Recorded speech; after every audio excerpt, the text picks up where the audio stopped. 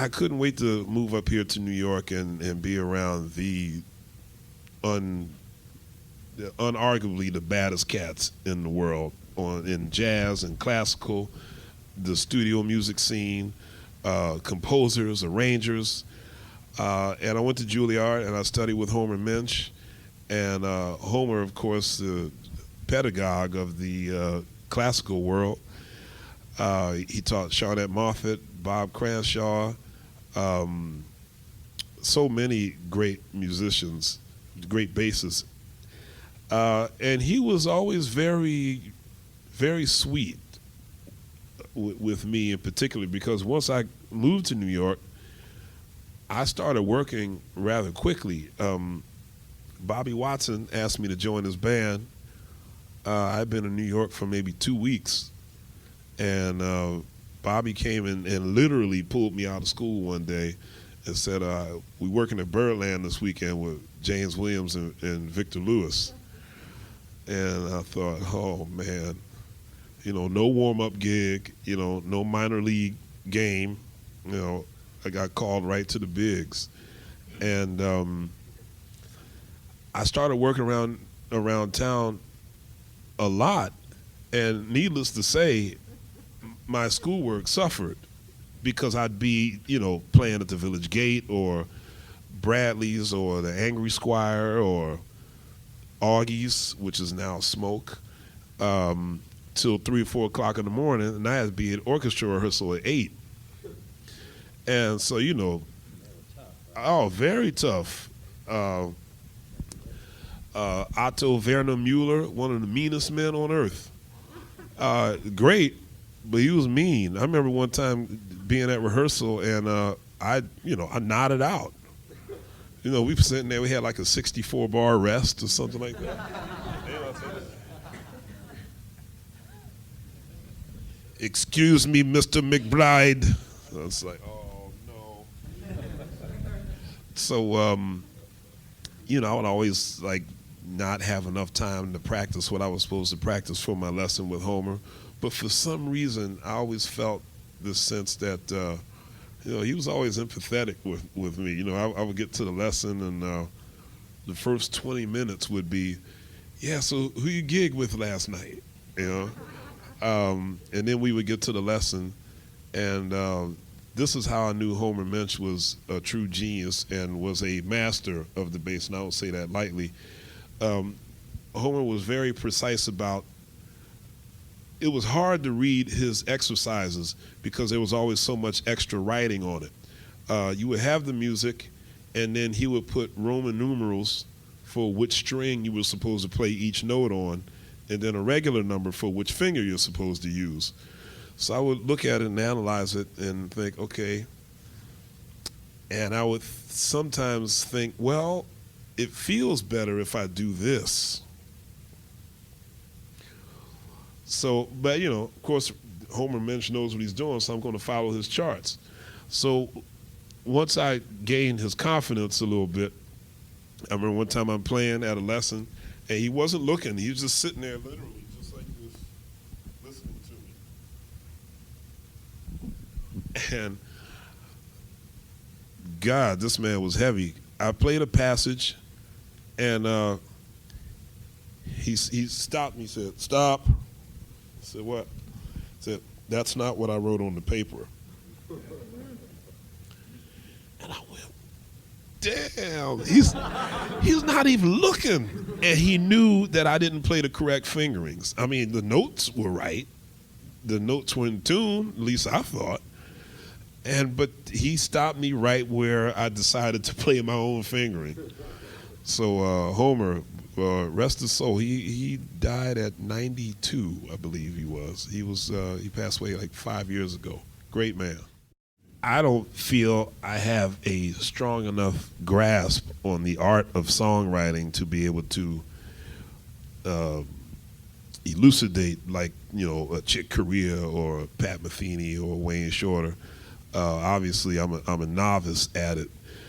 For me, when I compose, I sit at the piano 90% of the time, and I just play chords until something bites.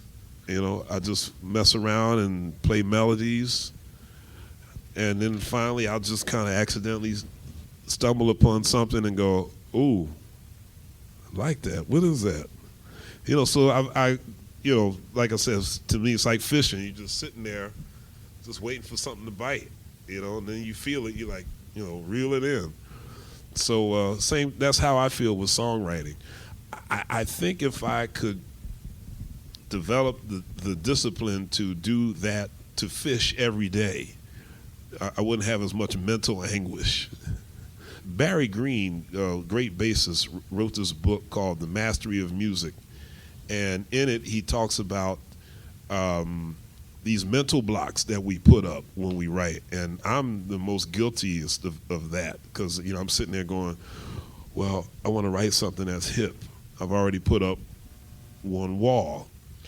I want to make sure I write something that doesn't sound like something I've already written. Wall number 2, well, I don't want to write anything with too much singable melody because guys will think that's corny. Wall number 3. So now I can't write because I'm worried about all these rules I've put in my own head. So I'm hoping to get better at that. How about all the other bass players? Milt Hinton, Ron Carter, yes, Buster Williams. All of those gentlemen were huge influences on me, obviously. As a matter of fact, Ron Carter, up until the time I met Ray Brown, I very much hero worshipped Ron Carter. I did my very best to try to stand like him when I played. I went out and bought the black labella nylon strings like he uses. And for many years, I was very, very frustrated that, Ron has these tarantula fingers. His fingers are like that long. And I would always look in the mirror and like, man, I got gypped. So I would try to, just mirror image Ron Carter. And then I tried to get together with him a couple of times when I first moved to town. But, he can be somewhat aristocratic. He can kind of give that off sometimes, It wasn't like Ray Brown who put his arm around your neck and say, hey, give you a little noogie right here on your head, You had to work to get on Ron's good side, which I was more than willing to do. But I think once I saw Ray Brown and got to know him, the need to do that with Ron Carter lessened a little bit. Illinois jacket. I'm glad, God rest his soul, but I'm really glad I didn't play in his band. He called me to join his band, and I was going to be on tour with the Philip Morris Super Band. Well, his wife called and says, Christian, Illinois wants you to call him back. So I called him, and I'd met him once, and he seemed to be a nice man. Ray Brown said, you know what his nickname is, don't you? I said, no. He says, the Beast. I said, uh-oh.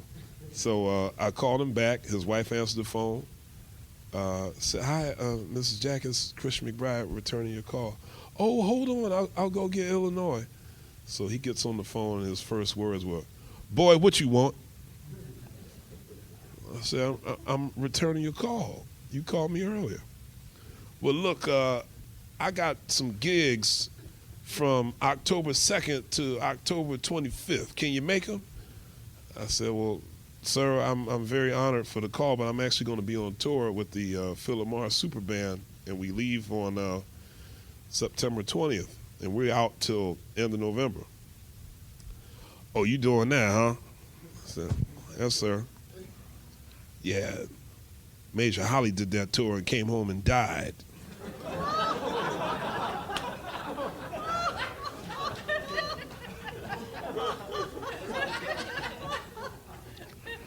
That's what he said to me, verbatim.